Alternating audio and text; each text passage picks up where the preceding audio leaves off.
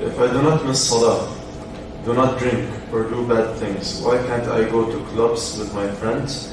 Where is it mentioned in the Quran anyway that I can't go clubbing without drinking?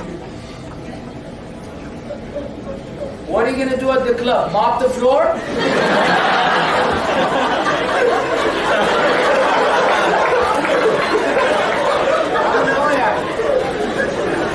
No, seriously, because I used to go clubbing back in the days, and I don't know. When you're in a club, what in the world would you be doing in a club? I mean, it's just, it's like someone trying to jump into the swimming pool and says, I will not get wet. Don't ask me how. I just got skills like that. It's impossible. So once you're in that environment, and I mean, a club is a club. Unless they have like the History Channel on, or Animal Planet, and you're all watching a documentary, then we can no longer call it a club. But in the club, people be wilding out. Getting drunk and getting high and doing this and doing that and getting to know the ladies and the ladies getting to know the men. I mean, come on, you know what's up.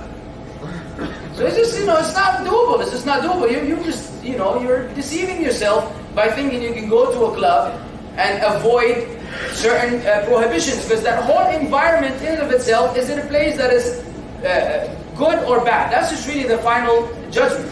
If you know that place is bad, you just have to, keep moving.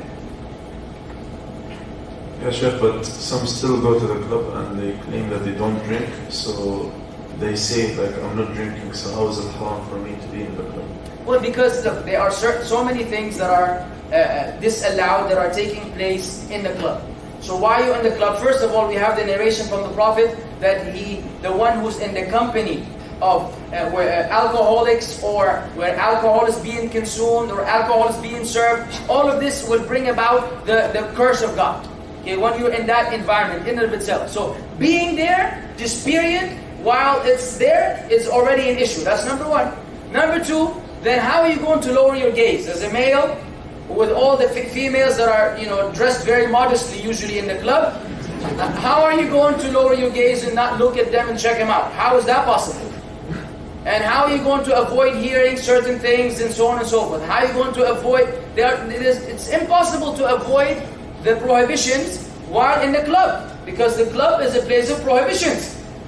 I mean, do you think isn't it ironic that they call Vegas Sin City? And it wasn't Muslims, by the way, who called Las Vegas Sin City. The non-Muslims called it Sin City because that's where sins happen. Because these people understand deep within gambling and all this is a form of sin.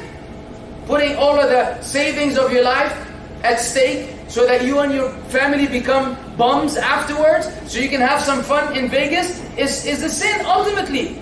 Because you're jeopardizing, your life and the life of others. And the same happens with drinking. I mean, you may enjoy that beer or that vodka or that tequila or whatever, but then as soon as you go out in the street and now you have to drive or you have to ride your bike back home, I mean, you're really, really risking your life and even worse, the life of others. How could that be any good for anyone? So this is the environment of the club. You cannot expect any goodness to come from there. So you are not allowed as a Muslim to go there. End of story. Come play basketball, ya ammi. We've been begging y'all for the last 7 days. Let's go play sports. If you really want to, enjoy yourself, we have so many lawful alternatives.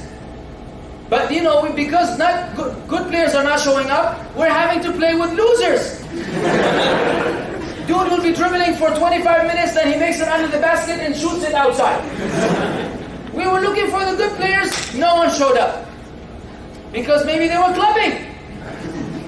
So, you have other things you can do that are fun. We had a lot of fun. Right? 5-0. At least I had fun.